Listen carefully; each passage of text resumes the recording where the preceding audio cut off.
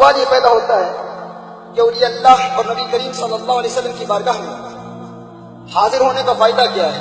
ہم تو کہتے ہیں آپ کو مکہ صاحب سے پوچھیے کیا فائدہ ہے، کیا ملتا کیا ہے؟ آپ کی رہنمائی فرمائیں گے کہ نبی کریم صلی اللہ علیہ وسلم کیا عطا فرماتے ہیں؟ وہ کہتے ہیں کیا ضرورت ہے، کیا اللہ جل وعلا عطا نہیں فرما سکتا؟ کیا ضرورت ہے نبی کریم صلی اللہ علیہ وسلم کی بارگاہ میں حاضری کی؟ آپ کہتے ہو کہ اللہ ارشاد فرماتا ہے وَلَوْ أَنَّهُمْ إِذْ ظَلَمُوا أَنفُسَهُمْ جَاءُوكَ، اگر تم اپنی جانوں پر ظلم کر بیٹھو تو حضور کی بارگاہ میں حاضر ہو جاؤ، استغفر اللہ واستغفر لهم الرسول لوجدوا اللہ توابا رحیما، تم حضور کی بارگاہ میں حاضر ہو کر استغفار کرو۔ تو اس کی ضرورت کیا ہے جب اللہ جل وعلا خود مغفرت فرماتا ہے؟ تو حضور کی بارگاہ میں حاضری کی ضرورت کیا ہے؟ یہ احتیاج کی یاد رکھیے، ایک قانون یاد کر لیجیے، ایک اصول یاد کر لیجیے، ایک ضابطہ یاد کر لیجیے۔ ایک اللہ جل وعلا کی قدرت ہے جسے ہم سب مانتے ہیں، اس کا کوئی انکار نہیں کرتا، اور ایک اللہ کا قانون ہے، ایک اللہ کی قدرت ہے اور ایک اللہ کا قانون ہے، اور مومن کے لیے ضروری ہے کہ وہ اللہ کی قدرت کو بھی مانے اور اللہ کے قانون کو بھی مانے۔ دیکھیے اللہ کی قدرت ہے کہ اللہ جل وعلا اگر کسی بغیر ماں باپ کے پیدا کرنا چاہے تو کر سکتا ہے۔ حضرت آدم علیہ السلام کو بغیر ماں باپ کے پیدا کرنا، یہ اللہ کی قدرت ہے۔ اسی طرح اللہ جل وعلا اگر چاہے تو کسی کو باپ کے بغیر دنیا میں پیدا کرنا، حضرت عیسیٰ علیہ السلام کو والد کے بغیر پیدا فرما دیا، حضرت حوا علیہ السلام کی مثال بھی پیش کی جا سکتی ہے۔ اگر اللہ جل وعلا چاہے تو ماں باپ کے بغیر بھی پیدا کر سکتا ہے، یہ اللہ کی قدرت ہے۔ اگر اللہ چاہے باپ کے بغیر بھی پیدا کر سکتا ہے، یہ اللہ کی قدرت ہے۔ اگر اللہ چاہے ماں کے بغیر بھی پیدا کر سکتا ہے، یہ اللہ کی قدرت ہے، لیکن یہ اللہ کا قانون نہیں ہے۔ اللہ کی قدرت ہے، اللہ کا قانون نہیں ہے۔ یعنی اگر کوئی شخص کہے کہ میں شادی نہیں کرتا، میرا رب اس بات پر قادر ہے، وہ قادر مطلق ہے، اگر چاہے تو مجھے اولاد عطا فرما دے، اگر چاہے تو مجھے اولاد عطا فرما دے، کہ شادی کے بعد اپنی زوجہ کے ساتھ ازدواجی تعلقات قائم نہیں کروں گا، کیوں؟ کیونکہ میرا رب قادر ہے، وہ چاہے تو مجھے اولاد عطا فرما دے، وہ اولاد عطا فرما سکتا ہے۔ تو اس کا جواب یہی ہے، ہر چند کے اللہ جل وعلا قادر ہے، لیکن یہ اللہ کی قدرت ہے، اللہ کا قانون نہیں ہے، اللہ کا قانون نہیں ہے۔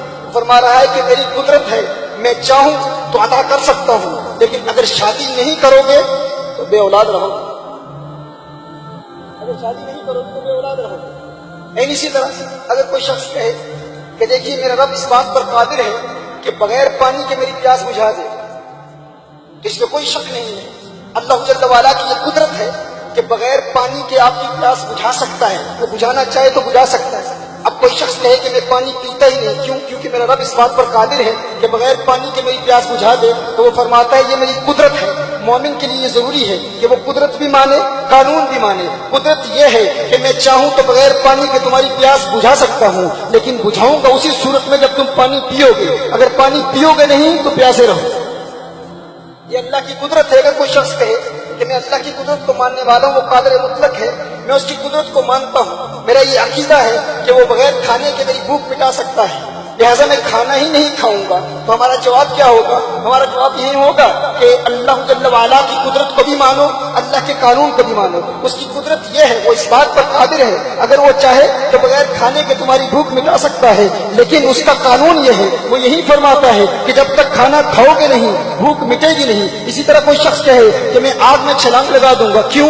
کیونکہ میرا رب اس بات پر قادر ہے، وہ قادر مطلق ہے، اس کی قدرت ہے، وہ آگ کو گلزار بنا سکتا ہے۔ تو اللہ کی جانب سے یہی ارشاد ہے، میری قدرت کو بھی مانو، میرے قانون کو بھی مانو، ہر چند کہ میں اس بات پر قادر ہوں کہ آگ کو گلزار بنا دوں، لیکن یہ میری قدرت ہے، قانون نہیں ہے۔ قانون یہ ہے کہ اگر آگ میں چھلانگ لگاؤ گے تو جلو گے، مرو گے، لیکن میں بچاؤں گا اسی صورت میں جب تم میرے قانون پر عمل کرو گے۔ مومن کے لیے تقاضا یہ ہے کہ اللہ کی قدرت کو بھی مانے، اللہ کے قانون کو بھی مانے۔ اللہ اس بات پر قادر ہے کہ تمہیں زہر کھلا کر زندگی بخش دے، تمہیں زہر دے کر زندگی بخش دے۔ تو اب کوئی شخص کہے کہ میں زہر کھاؤں گا کیونکہ میرے رب اس بات پر قادر ہے، وہ قادر مطلق ہے، زہر کھلا کر بھی مجھے بچا سکتا ہے، تو اللہ ارشاد فرماتا ہے یہ میری قدرت ہے۔ لیکن مومن کے لیے تقاضا یہ ہے کہ وہ قدرت کو بھی مانے، قانون کو بھی مانے۔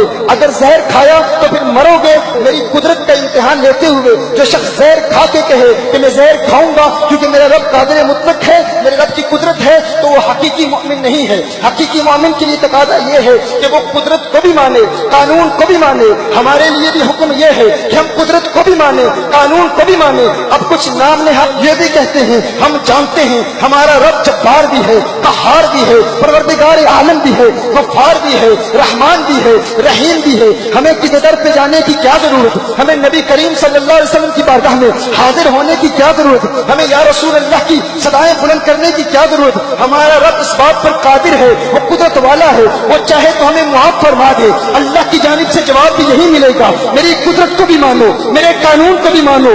ہاں میں قادر ہوں اس بات پر, جسے چاہوں معاف فرما دوں, جسے چاہوں مغفرت کا پروانہ مل جائے, لیکن معاف کروں گا اسے جو میرے قانون کو مانے. اور قانون یہ ہے کہ اگر میرے محبوب کی بارگاہ میں تم نے حاضری کا شرط حاصل نہیں کیا, اور اگر میرے محبوب کی گستاخی کی, اور اگر وسیلے کا انکار کیا, میرے محبوب کی توہین کی, تو رات دن اللہ اللہ کا ورد کرتے رہو, تبلیغیں کرتے رہو, دین کی دعوت دیتے رہو, درس قرآن دیتے رہو, درس حدیث دیتے رہو, لوگوں کو دین کی طرف راغب کرتے رہو, دین اسلام کی تعلیمات کا پرچار کرتے رہو. تم کہو میں خطیب اعظم ہوں, تم کہو میں مفتی اعظم ہوں, تم کہو میں محدث ہوں, تم کہو میں محقق ہوں, تم کہو کہ میں نمازی ہوں, تم کہو کہ میں جہادی ہوں, تم کہو کہ میں غازی ہوں, تم کہو کہ میں مجاہد ہوں. سب کچھ کرو, ہر عمل تمہارے منہ پہ مارا جائے گا, کیونکہ یہ اللہ کا اصول ہے, یہ اللہ کی تقسیم ہے, جس کو بریلی کے مجاہد نے بیان کیا. کہا انا آتینا کل کوثر, ساری کثرت باتیں یہ ہیں, رب ہے معطی, یہ ہے قاسم, رزق اس کا ہے, کھلاتے یہ ہیں, اور ٹھنڈا ٹھنڈا میٹھا میٹھا پیتے ہم ہیں, پلاتے یہ ہیں.